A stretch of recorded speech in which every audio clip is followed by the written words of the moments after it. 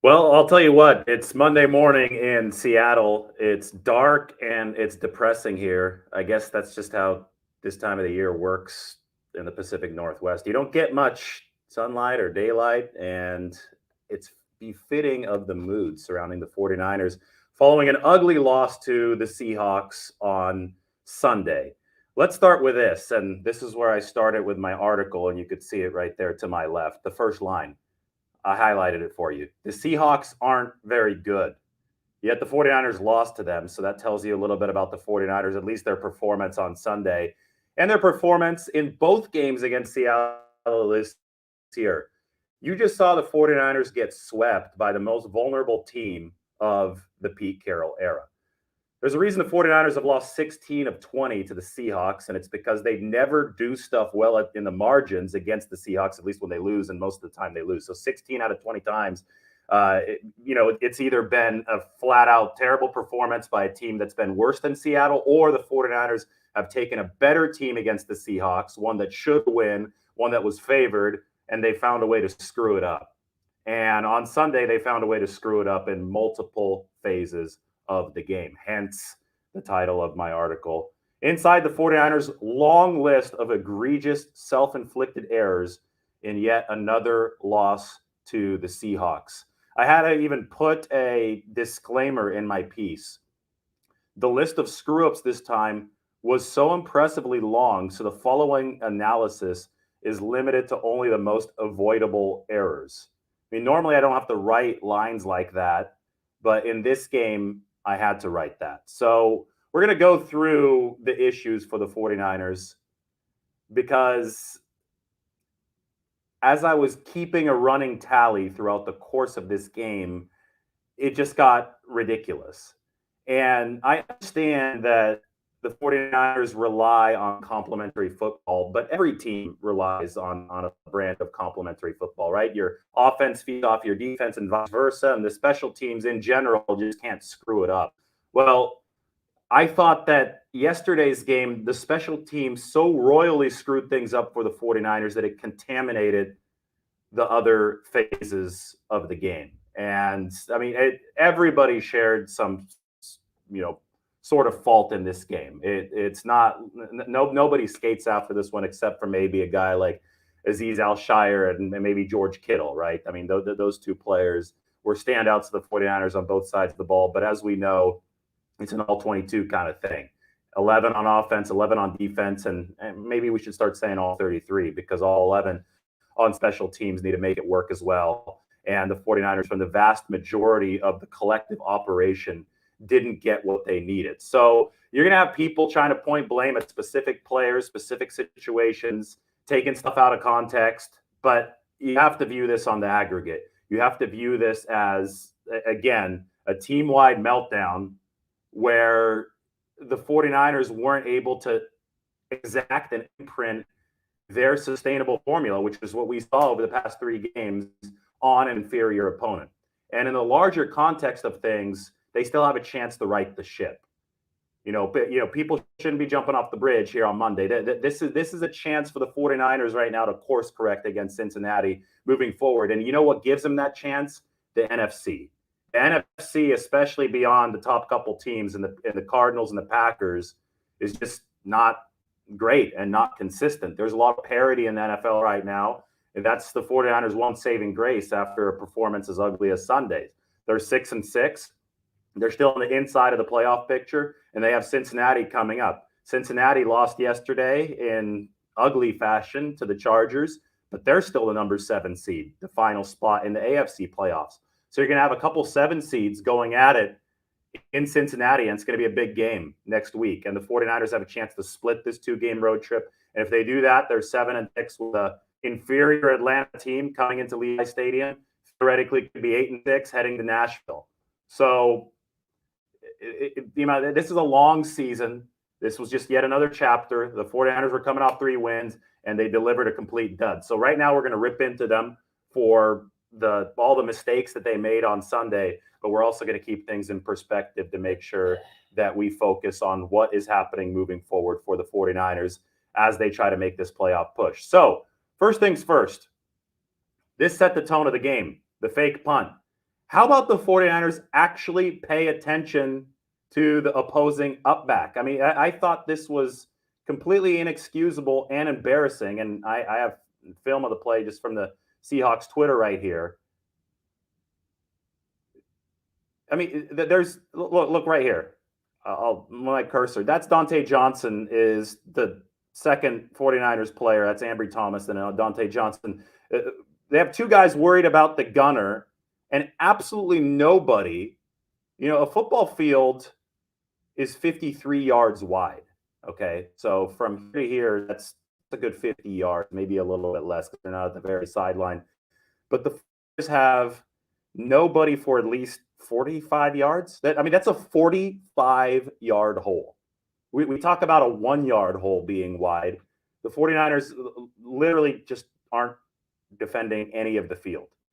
And of course, in the NFL, an opposing special teams, especially Larry Izzo, very respected special teams coordinator for the Seahawks, is going to take advantage of that kind of gross negligence. Bill Belichick takes special teams really seriously. Larry Izzo played for Bill Belichick for 7 years, from 2001 to 2007. The 49ers need to start taking special teams a lot more seriously because what Richard Hightower, their coordinator, has put on tape over the past 2 weeks, and then especially in the two games against the Seahawks, has been flat out embarrassing. The 49ers, if you want to look at the advanced stats and at expected points, in the two losses to the Seahawks this season, the 49ers have lost negative 23.7 points. They have lost 23.7 expected points via special teams. So essentially 24 points lost in two games against the Seattle Seahawks, both games in which the 49ers were favored. And obviously the margin of victory for the Seahawks in both games, it was 28-21 in week 4, and it was 30-23 yesterday. So the Seahawks have won both by 7, and the 49ers have bled 24 combined on special teams. So, I mean, so there's your primary reason for the loss. We're going to talk about Jimmy Garoppolo's interceptions. We're going to talk about the defensive personal fouls. We're going to talk about Brandon Ayuk's drop. We're going to talk about how terrible Tom Compton is at right tackle and how that's the product of, either bad luck or bad decision-making or both along the 49ers offensive line. We're going to talk about all that stuff. But most egregiously, the 49ers lost 24 expected points through special teams over the course of both of their matchups against Seattle. Now, what's interesting to me, to be completely fair to Richard Hightower, the 49ers special teams coordinator, is that if you took out both of the Seattle games this season, the 49ers would actually be in the net positive in special teams efficiency. But A, we can't just take out a game, especially two games, and especially two games against the 49ers' biggest rival out of the equation. Those games count. And B, special teams is a little bit less about blowing people out of the water like offense would be or defense would be if you're trying to make a really efficient unit there. And it's much more about eliminating volatility and eliminating the massive screw-ups that can cost you games. Because at the end of the day, special teams is the least impactful phase of the game, or it's the least difficult to make an impact in, right? You don't want to make a massive impact in special teams generally because a massive impact is usually a negative one in special teams. Every once in a while, you'll have a Devin Hester, right, coming through, a great returner for Chicago about 15 or 20 years ago. And every once in a while, he'll just blow the top off on special teams, and you'll turn that unit into a driving force of your football team. The 2011 49ers are actually a great example, the Tony Montana squad, right? That was an awesome special teams unit. That changed the course of the season for the 49ers, and very ironically, it was special teams that ruined the season for them with Kyle Williams in the NFC Championship game. But don't lose the sight of the fact that they were awesome special teams efficiency-wise throughout the course of the year. But most of the time, you're just trying to hold serve with special teams. You're hoping that it doesn't have that big of an impact on the game because most of the time, if it has a huge impact, it's going to be a losing one. Yesterday, I said it the week before. Special teams can't win you a lot of games, but it can sure lose them, right? And the 49ers have seen that this season with the volatility against the Seahawks both times and against the Vikings last week. They almost lost that game because of special teams. So that's 3 games that the 49ers have just seen abysmal performance in special teams where they should have just been able to hold serve. And we look at the fake punt for the Seahawks. We look at Travis Benjamin's fumble off the kick return to open the second half, which set the 49ers back for an entire quarter. And we look at very poor kick coverage efforts that set the Seahawks up for scoring drives. That's without mentioning Robbie Gould's missed extra point, which didn't end up haunting the 49ers, but very well could have. I mean, all that stuff, I mean, that adds up. And if you look at the analytics for Sunday's game, that added up to 11 lost points for the 49ers, and they lost by 7. So the tone was set on that very first fake punt. And I you have to point your finger at the coaching, because as I showed you, nobody cared to pay attention to the up back. That is a day one football mistake. And you knew that Seattle was going to pull something out in this game. This was a kitchen sink game for the Seahawks. Larry Izzo, their special teams coordinator, as I said, Belichick disciple, Belichick obsessed with special teams, Seahawks obsessed with special teams. There's history here, right? The 49ers, throughout this prolonged stretch of futility against the Seahawks, over which they've lost 16 of 20 games to their rivals, have been burned by special teams over and over and over again. Week 4 should be fresh in their memory. They lost 14 expected points due to special teams in a game they lost by 7. Week 12 against the Vikings, last week's game, should have been fresh in their memory. They almost blew it because of special teams. Given all that context, you can't just tell me, oh, the Seahawks, they tricked the 49ers, big deal. They'll correct it next. No, the time to correct was from play 1 yesterday. The 49ers special team should have been on point from play 1, given the history of Larry Izzo, given the history of the 49ers-Seahawks rivalry, and given the 49ers' own futility on special teams entering that game. But instead of correcting entering that game, they got worse entering that game, which is why I put special teams on the top of my blame list. So don't worry. I know that there might be comments. I don't know. I'm not reading the comments right now. But those of you who want to hear this, you're getting your time right now. You see it on the title right below me. Garoppolo's 2 bad interceptions. Everybody loves to throw all the eggs and all the tomatoes that they have at the quarterback after a loss, regardless of whose fault the loss is. A lot of times I think Jimmy Garoppolo is unfairly blamed, or at least his share of the blame is outsized. In this game, he had a very significant portion of the blame. Now, I'm sure some people are still blowing it way out of proportion. We'll keep it real here. Garoppolo threw for 299 yards at nearly 10 yards per attempt.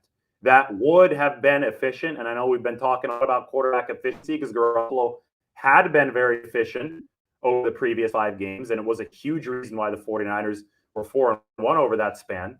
But yesterday's performance against the Seahawks, those 300 yards at 10 yards at attempt, would have been efficient, except for what you see here. The 2 very bad interceptions. Now, this is back to the Seahawks Twitter page where they have the highlights. We'll take a look at the first one to Bobby Wagner. We don't have the all 22 yet. When we have it, we could take a closer look at the interceptions. But this one actually was more acceptable to me than the second one, and I'll explain why. But you'll see the ball came out really bad. I don't know exactly what was behind that. There was one pass rusher there, but it just looked like it came out of Garoppolo's hand bad. And yes, it did go straight to Bobby Wagner, and you see Trent Sherfield running across there. The reason I don't find this one as egregious as the second one is that obviously it came out of Jimmy Garoppolo's hand incorrectly, didn't have a good spiral. He rushed it a bit. Shanahan explained it yesterday. This was a timing pick. You have to throw the second window. Wagner drops in zone coverage, and it's a late drop. You can tell he's still dropping right here as Garoppolo is releasing the ball, right?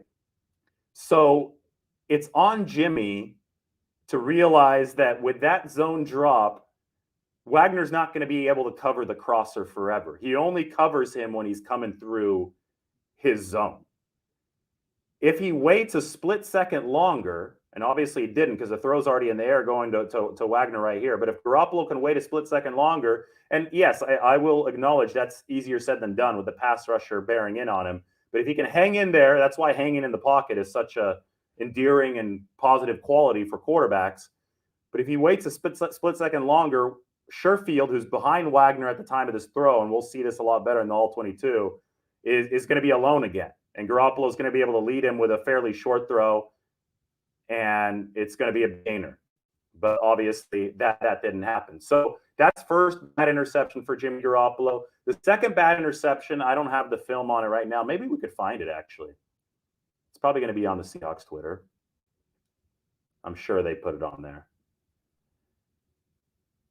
Because the second one just didn't.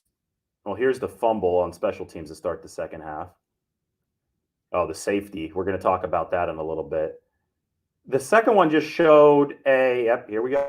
The second one just showed a lack of understanding of game situation. And that's why I found it to be more egregious than the first one. Now, consider where the 49ers were at the time of this pick. You could see a score at the bottom. It's 23-23 late in the third quarter. You see they're actually a decent field position. They're at the 34. Remember that the majority of the third quarter, the 49ers played in terrible field position, not through the fault of the offense, but through the fault of Travis Benjamin, their backup kick returner, who fumbled the opening kickoff in the second half. That put the 49ers behind an 8-ball for over 10 minutes because the safety happened. That wasn't Garoppolo's fault, by the way. That was Tom Compton's fault. I promised I would address that, and I will. Tom Compton just cannot anchor in pass protection to save his life. So the 49ers were stuck back up against the goal line. They had to get away from the shadow of their own goalpost, and they finally did over 10 minutes into the quarter on a nice third down conversion from Jimmy to Brandon Ayuk. So that got them to the 34. The safety had already tied the game at 23. Right now, you should be happy to be in this position as the 49ers. You're tied with an inferior team, and you still have 20 minutes of game time left to just squash them and put them away. You're away from your own end zone. You have a 1st and 10, facing a nice base defense right here. I mean, you have a real chance to establish your brand of ball control, complementary football. What does that mean? It means that you probably shouldn't be forcing the ball downfield like it's a desperation situation. You're literally in a downhill situation right here if you're Jimmy Garoppolo, and look what he does. Has decent protection and forces the ball. Ball goes, digs, interception. A lot of people are saying that he should have went on the deep corner to Sherfield. Okay, maybe, but he is getting Brunskill pushed into his lap at this point too. I mean, any longer shot is going to be, by definition, a lower percentage play for any quarterback. We have to view every single decision within the context of the 49ers offense, which is at its best when it's methodical, when it's churning plays, and when it's shielding its defense. In given game situation, given the fact that it's 1st and 10, there's nothing wrong with going underneath Elijah Mitchell right here and getting what probably would have been at least a sure 5-yard. And knowing the way Elijah Mitchell runs, you could see right here, he might have gotten the first down, and there would have been hardly any risk involved in the play. Instead, Garoppolo throws to where all the risk was involved to George Kittle, who was covered by 2 guys in the front, and there's obviously 2 guys behind him. Would have been a miraculous catch and throw had that worked, and it didn't happen. So what bothers me about that interception from Jimmy Garoppolo is just the lack of understanding of where the 49ers were in that game. Because if you just hold serve, despite everything that's gone wrong to make it 23-23, if you just hold serve, you beat that Seahawks team. But the 49ers lose to the Seahawks because they set them up for the go-ahead touchdown. Now, obviously, Jimmy did some really nice things down the stretch. The 49ers got the ball back thanks to their defense, thanks to Azeez Al-Shire, with 4 minutes left, 98 yards away from the tie. Garoppolo actually threw for 105 yards on that final drive because penalties allowed him to. That's insane to me. 105 throwing yards in one drive. And they got all the way down to the 3-yard line. And people are going to be crying about the officials right now. Was it holding by the letter of the law in the back of the end zone against Trent Sherfield? Of course it was. But the 49ers also got away with a hold in 2019 when the Seahawks were working on the same end zone near that same goal line against Fred Warner. The 49ers got away with it. And the bottom line, officials are not going to call mugging at that part of the field if they really don't have to. So unless Sherfield was absolutely tackled to the ground, then you can't really expect the flag in that situation. You're going to have to find a way to punch the ball in yourself, and the 49ers didn't. Now, one of the reasons that they didn't punch the ball in is because they are woefully deficient at right tackle. And the safety will show us why and how. Okay, I'm just going to play this in slow motion. Watch Tom Compton right here. I circled Tom Compton. And you see Carlos Dunlap, who's 6'7", who's a powerful, long pass rusher. I mean, so it's going to be a matchup for a lot of people, but especially for Tom Compton, who can't anchor worth anything. There's a reason why the 49ers tried to run the ball a lot and shield their offensive line, specifically right tackle, and here it is. Tom Compton is on his back with Carlos Dunlap in Jimmy Garoppolo's face before Jimmy Garoppolo has even finished his drop back. Same thing happened on the fourth down. Not the same thing. I'll be more fair to Tom Compton here. Something similar happened on the decisive fourth down. Compton was pushed back at the Jimmy Garoppolo to the extent that, I mean, Carlos Dunlap was just able to reach out that massive wingspan and knock a pass away that was thrown to an open Trent Sherfield. But when right tackle, and we'll look at that play too, but when right tackle is not able to hold, any sort of perimeter around the quarterback, and you just see him getting destroyed here, then Jimmy Garoppolo has no chance. So on the safety, he had no chance. This is a 3rd and 8. This is a slow developing play. Finishes his drop back, and he's already getting horse collared. Let's find the decisive play as well, because this right tackle situation, this is something that the 49ers are going to have to live with Mike McGlinchey done for the season. All right, here's the decisive play.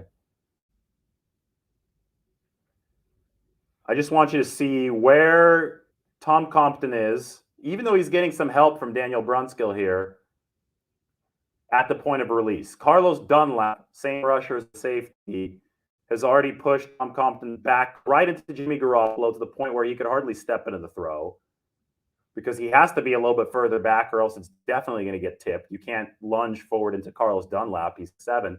Look where Brunskill and Compton are in their efforts to block Dunlap in relation to where Trent Williams is working on the other edge. Trent Williams has maintained a good 4 to 5 yards of separation, maybe 4, maybe 3 to 4, but still plenty of separation between the edge rusher on this side and Jimmy Garoppolo. So that's a clean side of the pocket.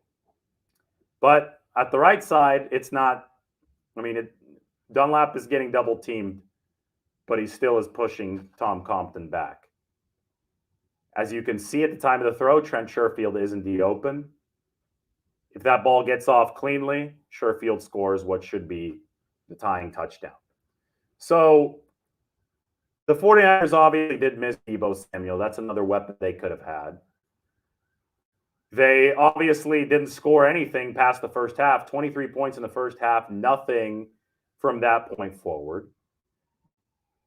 They didn't run the football nearly as well as they have in the past. I think losing Deebo Samuel hurts in that regard, but they did, they did have some production from Elijah Mitchell. I think they still rushed for over 100 yards. At the end of the day, they needed more. They only went 3 for 10 on third down this game. They needed more at junctures which could have ensured more ball control. And that falls on Garoppolo's 2 bad interceptions. It falls on a bad drop from Brandon Ayuk on third down that was reviewed later in the game. It falls on their inability to protect on third downs, or the fourth down that you just saw in critical situations, because that certainly wasn't on point, especially at the right tackle situation. And it falls on play call. The most idiotic play call of the game was running zone read to Jimmy Garoppolo on 4th and 1. We know Jimmy's limitation. The primary one is that he is not a mobile quarterback. So treat him as such and realize that you have a mobile quarterback on the bench. And if you're really dying to run zone read in high leverage situations, put Trey Lance in the game.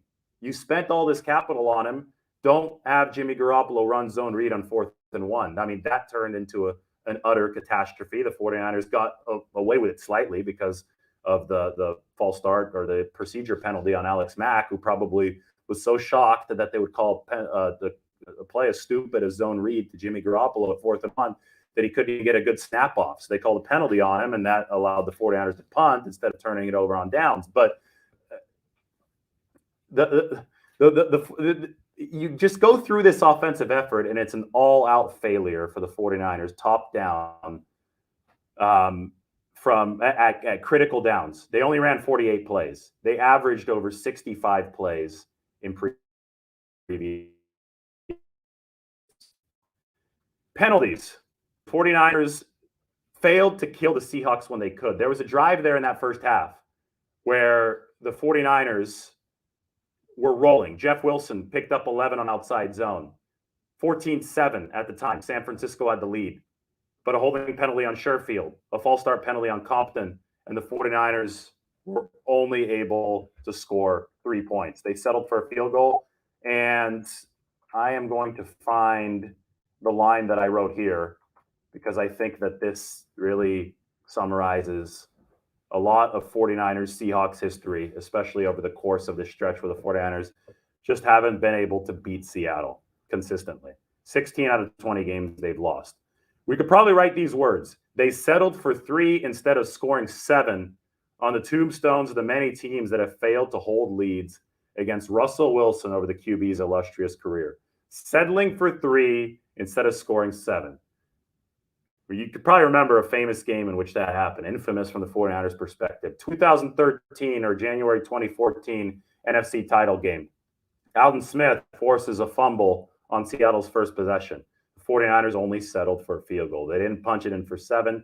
Guarantee you, if they score 7 on that first possession in that NFC title game, 49ers win that, and then they're Super Bowl champions by beating Peyton Manning 2 weeks later. But they settled for 3 instead of scoring 7. And Russell Wilson has made a living off of coming back against teams who are unable to capitalize fully when they have the momentum. And the 49ers had that momentum early, and that penalty killed that drive in the second quarter. They could have gone up 21-7, and I think Seattle, I mean, this is a bad Seattle team. At 3-8, they probably would have folded down 2 scores. Here's the thing. Seattle couldn't protect Russell Wilson in this game. 49ers were overwhelming them up front. The 49ers managed to lose a game in which Russell Wilson was throwing for only something like 4.8 yards per attempt. The Seahawks averaged 3.8 yards per play. But the 49ers lost, and it wasn't only because of the 49ers failing to hold serve offensively. The defense was also at fault. They were efficient on the aggregate. I mentioned 3.8 yards per play. I mentioned the pass rush. I mentioned Azeez Al-Shire, making the defensive play of the game for the 49ers with the strip there at the end to give Jimmy Garoppolo and the offense one last chance at that long drive. But don't let the 49ers defense skate freely here.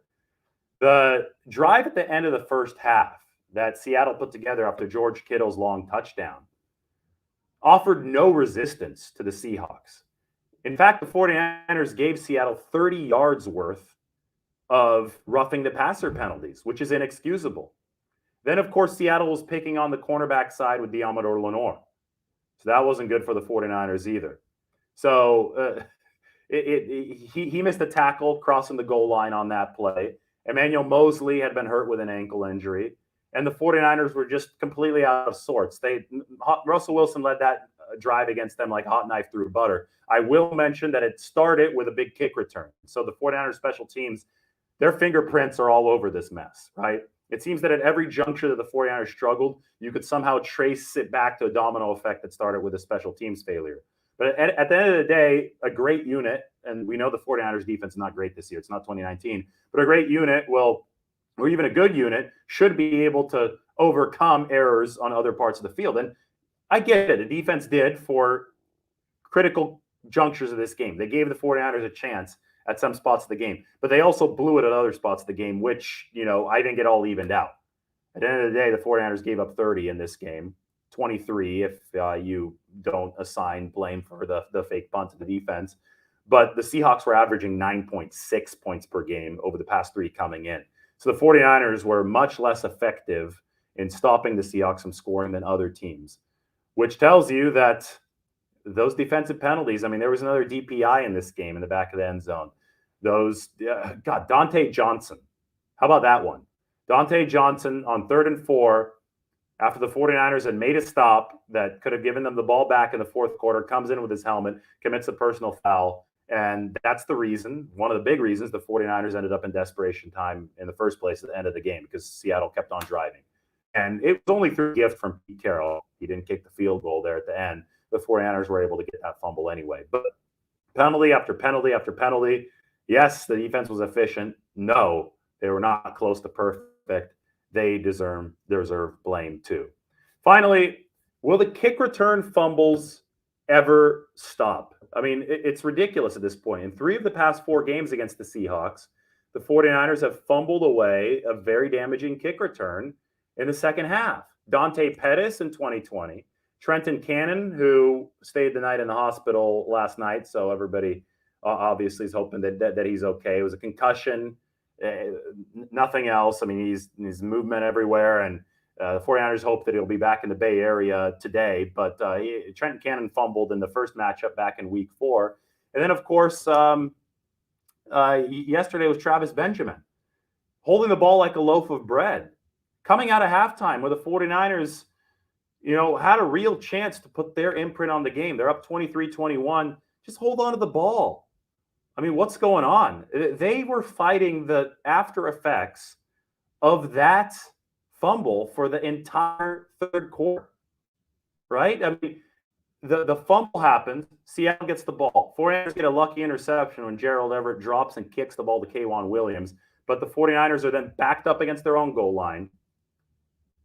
They can't really get out of a mess because Jimmy Garoppolo, even after throwing them out of one of the messes with the 3rd down to Brandon Ayuk, proceeds to throw an interception that I already showed you over the middle of the field. And Seattle scores the safety, first came the safety after that interception, then the safety punt, then the Garoppolo interception, then the game-winning touchdown. So all of that can be traced back to Travis Benjamin holding the football like a loaf of bread, fumbling on that opening kickoff return. I mean, when will these stop? It devastated the 49ers against Seattle last season. It devastated them against Seattle this season, and it devastated them again in this game. Fumbles on kick returns. I mean, it just inexcusable. 49ers can't have it, and because of that, they lost 24 points on special teams. So ultimately, a team loss. Every single facet of the game contributed to this one. If I had to rank it, I'd put special teams number 1, offense number 2, defense number 3, but everybody was responsible. All right, guys, that is enough for now. 24 points lost to special teams. It's ugly. But we'll talk a little bit more about all of this moving forward. Remember, keep it in perspective. 49ers are still 6-6, and they're still in the playoff picture. So a chance to course correct here. However, this was also a good chance to skewer the 49ers for what was a really bad performance against a team they should have beat. Everybody take care.